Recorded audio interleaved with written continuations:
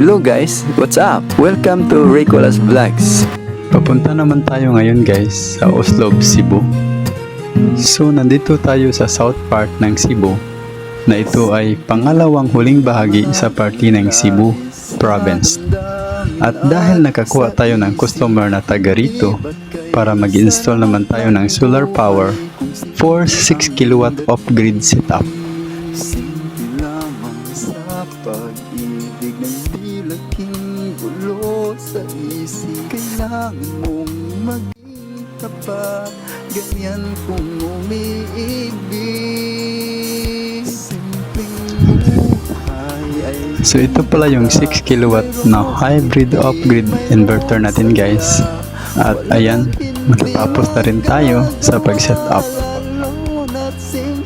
So sa 6 kilowatt power natin guys ay kayang paanda rin ang 2 horsepower na aircon unit, mga ilaw, electric fan, TV, computer, washing machine, rice cooker, at refrigerator.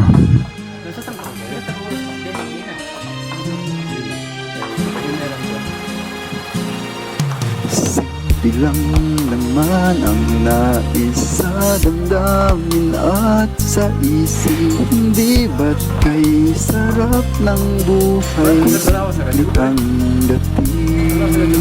Simple lamang sa pag-ibig ng di laking gulo.